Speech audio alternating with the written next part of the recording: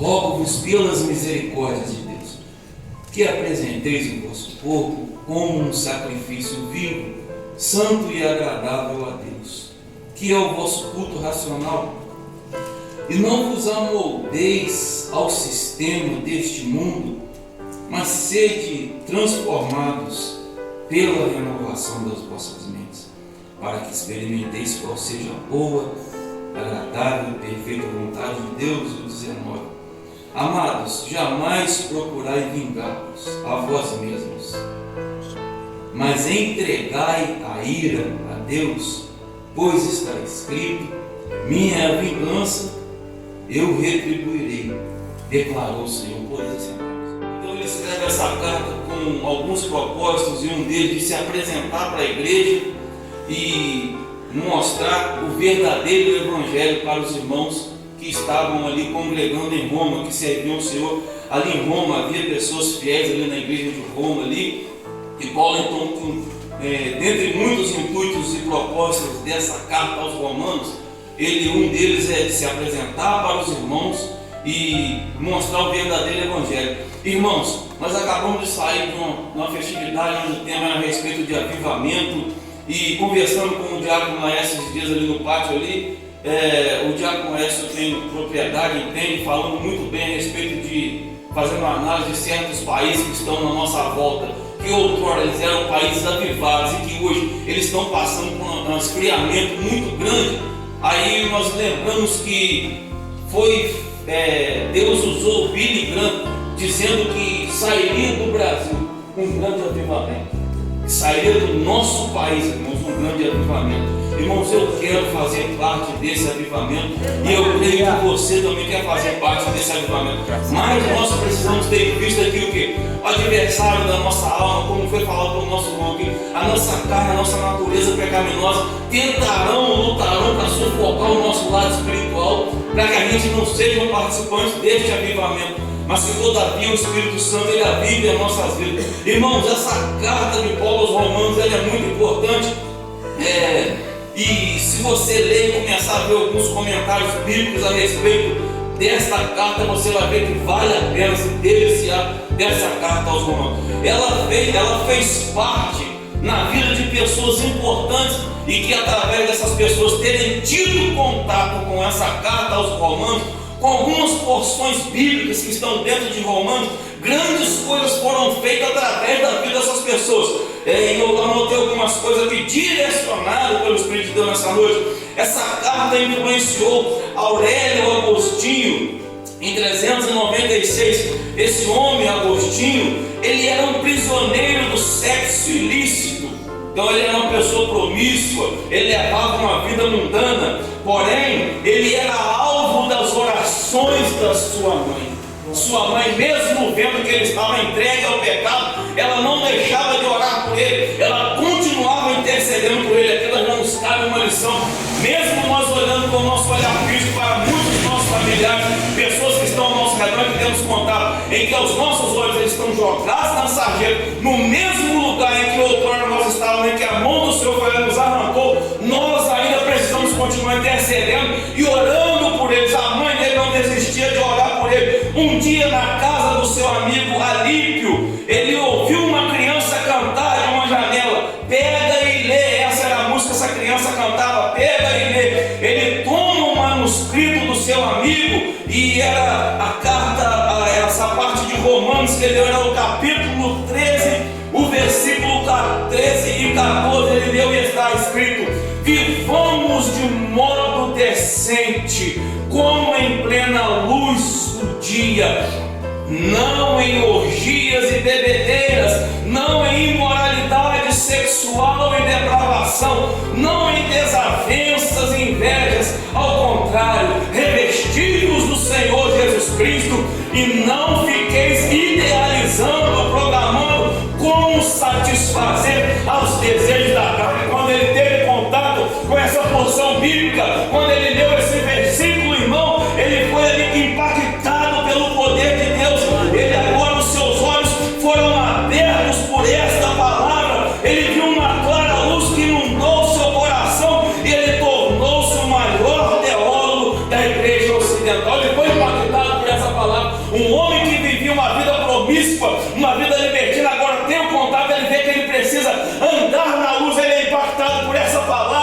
Então nós vemos várias obras escritas por esse homem. Ele teve contato, essa carta aos Romanos fez parte da vida dele. Ele foi um dos avivalistas. Martinho Lutero, monge agostiniano, ele rompeu, irmão, com os aguilhões da escravidão espiritual. Ele vivia atormentado, Agostinho, pela culpa. A justiça de Deus o afligia e o esmagava. Ele fazia em términos, ou seja, não parava, ele fazia isso constantemente. Ele fazia diariamente confissões ao vigário. Ele precisava de um intercessor, de uma pessoa que estava entre ele e Deus. Ele se flagelava o seu corpo, ele feria o seu corpo, e ele, com vários castigos e penitências, em 31 de outubro, irmão, ele teve contato, irmão, com a porção bíblica de Romanos, capítulo 1, versículo 17. Veja que esse homem, ele achava que ele estava servindo a Deus, flagelando o seu corpo, machucando o seu corpo, ferindo o seu corpo. Ele precisava de alguém que ele pensava que para ele chegar até Deus, para ele ter o perdão dos seus pecados, ele precisava de um intercessor. Até que ele teve contato com a carta de Paulo aos Romanos, capítulo 1, o versículo 17. Visto que a justiça de Deus se revela no Evangelho, uma justiça que do princípio ao fim é pela fé, como está escrito, o justo viverá pela fé. Quando ele teve contato com essa porção bíblica, ele também viu que ele não precisava de pessoas para ficarem como mediadores entre ele e Deus. Ele foi mais profundo, ele viu que alguém havia morrido, dado a vida na cruz do Calvário pela vida dele, que bastava ele colocar a fé nesse Jesus, nesse Cristo que agora havia morrido, mas estava vivo. E ele então agora, irmão, ele passa a ser alguém transformado. E em 31 de outubro de 1517, Lutero, ele fixa nas portas daquela igreja que outrora ele servia, da igreja de Wittenberg, as 95 teses contra as indulgências, as cobranças dos perdão dos pecados, e deflagrando assim a reforma protestante do século XVI, irmão. Olha só, fez parte, foi tirado, esse avivamento surgiu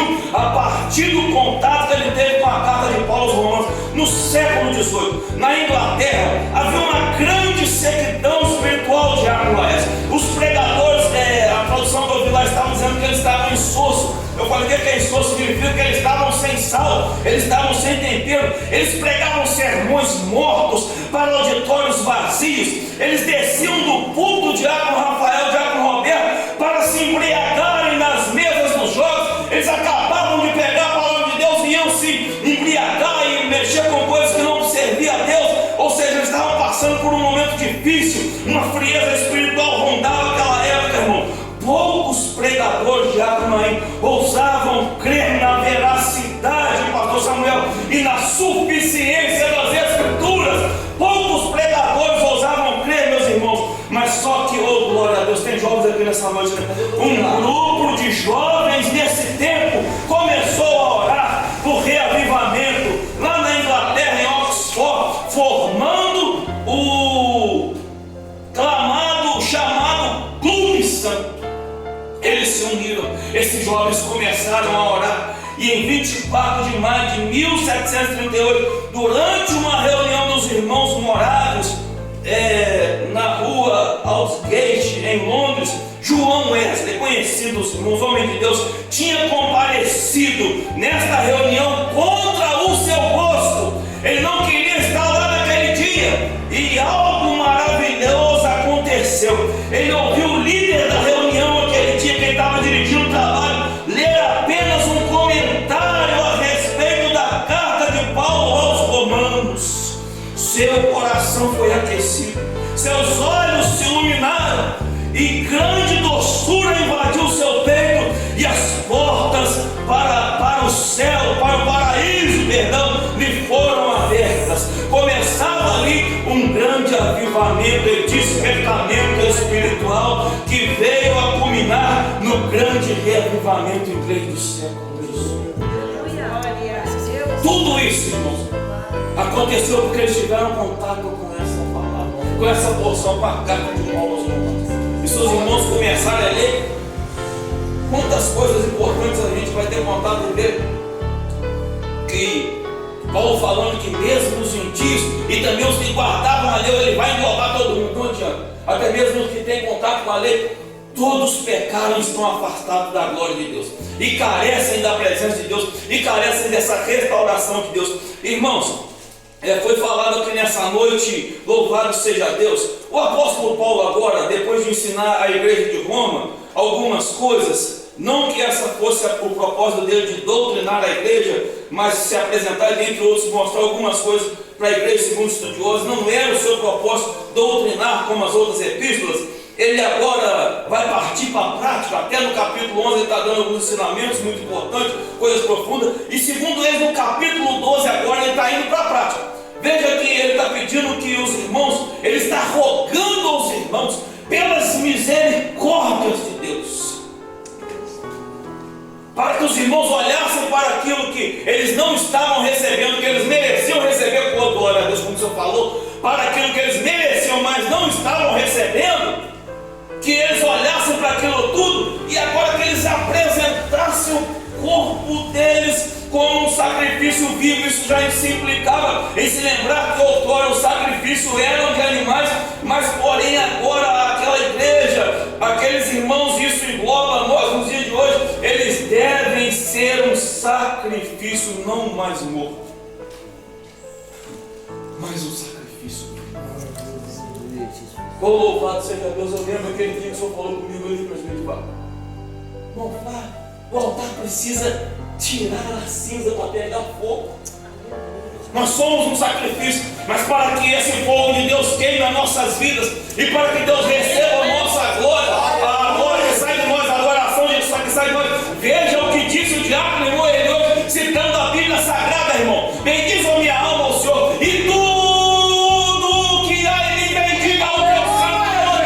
Irmão, tudo em nós deve bendizer a Deus. Todas as nossas atitudes, as nossas escolhas, o nosso andar, tudo em nós deve bendizer a Deus. Então nós somos um sacrifício não mais morto como no Antigo Testamento, mas nós somos um sacrifício que anda, que tem comunhão. Ele está trazendo para a prática. Ele está falando que agora esse culto nosso nós vamos oferecer, esse viver, essa nova vida, ela vai ser manifestada na comunhão que teremos com as pessoas.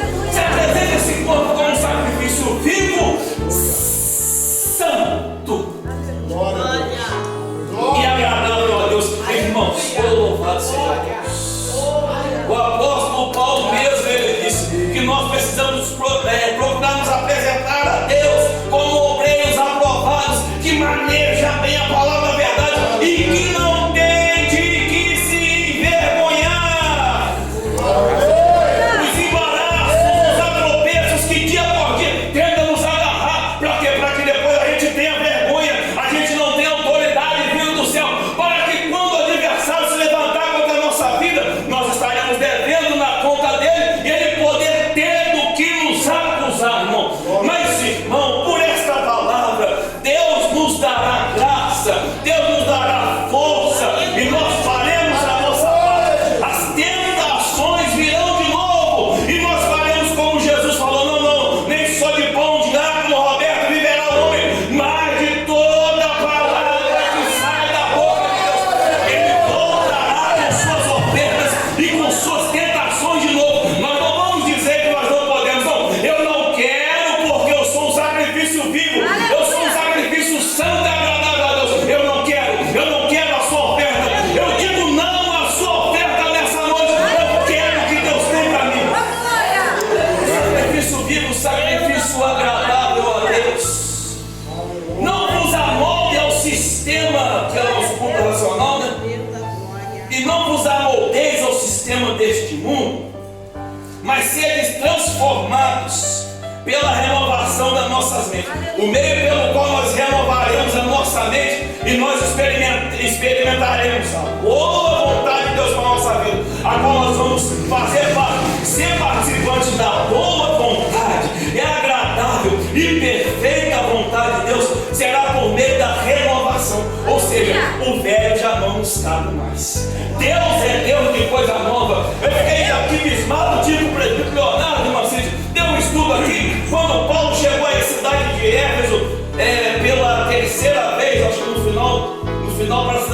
segunda viagem missionária, não me lembro agora, e ele falou ali naquele dia, ele trouxe um estudo falando que as pessoas ficaram tão impactadas porque os filhos disseram, não conseguiram expulsar os demônios que se manifestaram na vida de alguém. Eles eram filhos de sacerdote, eles eram pessoas importantes, Diácono Rafael. O pai deles tinha contato com a lei, porém eles tentaram imitar Paulo. Nós te conjuramos, nós te expulsamos por Paulo e pelo Deus a quem Paulo prega. A Bíblia diz que eles voltaram envergonhados, as roupas deles foram rasgadas, eles não tinham autoridade. Veja que eles são filhos de sacerdote, pastor Samuel. Veja que eles, dentro da sua casa, eles têm a palavra, eles têm a lei, mas porém eles não têm comunhão com Deus. Eles saíram envergonhados. E ali aquele dia o presbítero Leonardo trouxe o estudo. Quando eles viram aquilo, eles trouxeram todos os seus livros de magia, de ocultismo, em que eles viviam nas trevas, e agora eles trazem aquilo até a cidade e botam fogo em tudo aquilo. E o escritor de Atos Apóstolos fez questão de mencionar o lucro, a quantidade de dinheiro que aqueles livros davam, irmão.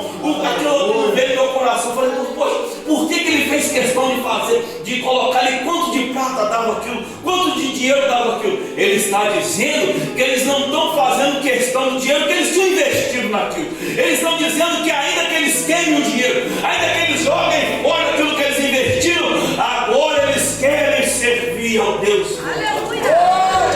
Tem muita gente querendo servir a Deus e até dizendo que serve a Deus, mas é necessário entrar debaixo de uma cruz, mas é necessário dizer, negue-se a si mesmo, eu vou negar a mim mesmo, eu vou entrar debaixo da cruz, eu vou carregar a cruz, ainda que eu cair, todavia Ele me levantará, Ele me sustentará, mas eu carregarei a cruz até o fim. Oh, nós não podemos deixar a cruz para trás. Não há como nós servimos a Deus sem a cruz. É tempo de negarmos a nós mesmos para que o avivamento, o despertamento espiritual, ele venha sobre a nossa vida. Há um despertamento, há um derramar de Deus, há uma porção dobrada de Deus sobre a nossa vida. Glória a Deus, irmãos. Já que ele vai levar agora essa transformação para baixo, ele vai levar, isso vai afetar o seu viver cotidiano. Porquanto pela graça que me foi concedida, exorto a cada um dentre vós que não considere a si mesmo além do que convém. Opa, essa área mudou, essa área não dá para mim. Eu sei que eu não sou isso tudo, eu sei o que Deus me entregou e o que Ele me confiou, eu sei até onde eu posso. Eu trabalho em determinada área, mas eu nem me considero que eu sou dela. Eu tenho medo, o pastor Samuel às vezes brinca, eu falo isso, meu irmão, eu não considero. Tenho medo, estou lá pela misericórdia de Deus, eu sei até onde eu posso ir. Aí, então eu preciso viver com uma visão equilibrada. E nisso o apóstolo Paulo mesmo, o grande apóstolo Paulo, ele vai esmagar o complexo da superioridade. Aqui quando ele disse, né? Eu exorto a cada um de vós que não considera a si mesmo além do que convém, mas ao contrário, tem uma autoimagem equilibrada, de acordo com a medida da fé que Deus lhe proporcionou. Não há espaço para a soberba, a arrogância e a altivez no coração. Ele vai separar os grupos de quem foi salvo pela graça. Os que foram alcançados pela graça, agora a soberba não mais vai fazer parte das suas atitudes, da sua vida.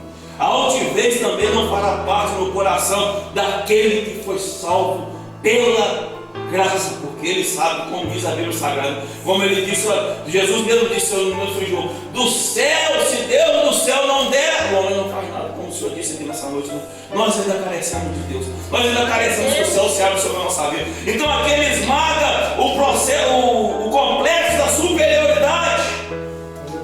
Primeira carta de Paulo aos Coríntios 12, 21. O olho não pode declarar, perdão, posso usar o som de me ajuda. O olho, o Flávio, não posso dizer a mão. Eu custei entender isso, irmão. Eu custei entender isso. Talvez seja mais fácil, ter uma mente mais aberta, mais mente fechada. Eu preciso bater. O olho, Flávio, não pode dizer a mão, não tem necessidade de ti. Tampouco a cabeça pode declarar aos pés, eu não preciso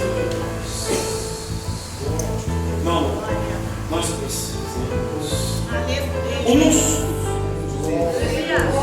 E dia após dia o anjo dessa igreja, a pessoa bendita do pastor Samuel, pode falar que eu estou imaginando o problema, precisa ser o que Deus bota no meu coração. Está clamando, irmão, se una, irmão, vem para o meio, irmão, agarra, irmão, coloca a mão no arado e continua fazendo aquilo que Deus te chamou. Aqui nessa noite Deus está falando que a obra do Senhor, nós precisamos uns.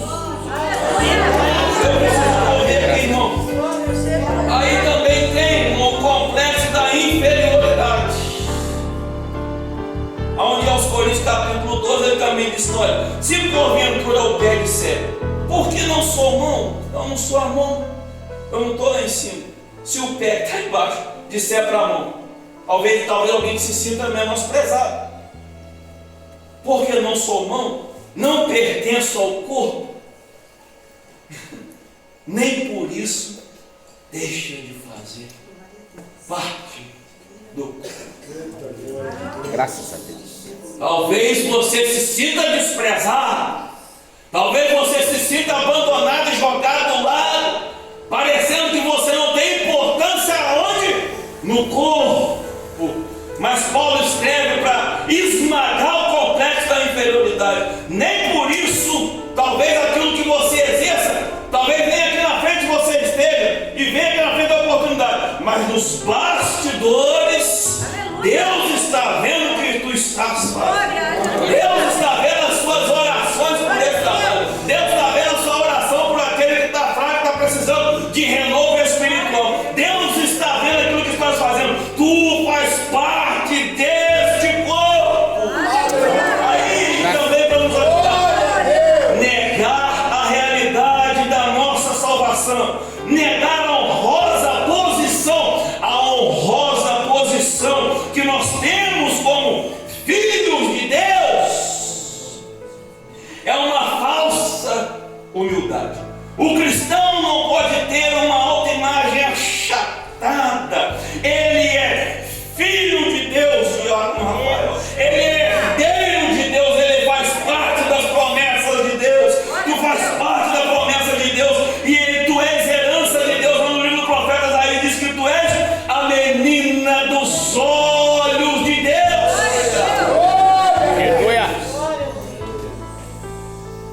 Aí o 5 ele diz assim também: nós, embora muitos, somos um só corpo em Cristo, e cada membro está ligado a todos os outros.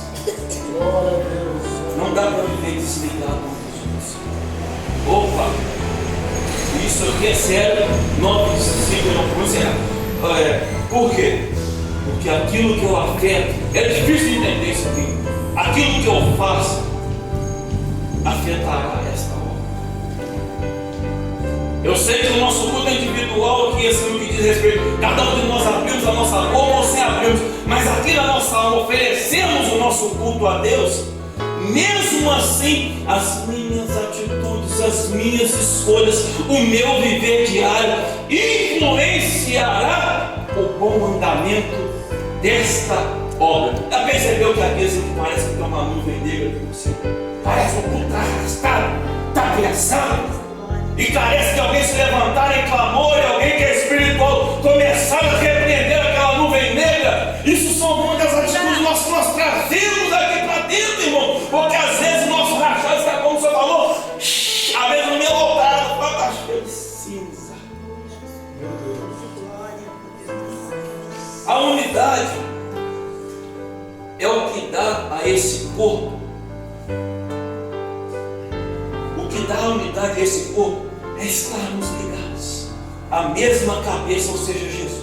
Todos nós precisamos estar ligados em Jesus e sermos irrigados, aí mantemos por sempre um dia, pelo sangue. Bendito seja. Pelo sangue. Não é as nossas obras. Sem ela não somos nada. Anda junto à fé, é obra, né? Eu tenho fé, mas também eu faço boas obras. Primeiro, principalmente no respeito ao quesito de santidade, a manifestação da santidade. Então esse corpo vai ser arraigado pelo sangue. Nós, aqui, ó, não sei como vai passar. Nós não estamos competindo uns com os outros. Antes, isso aqui é verdade, mas protegendo.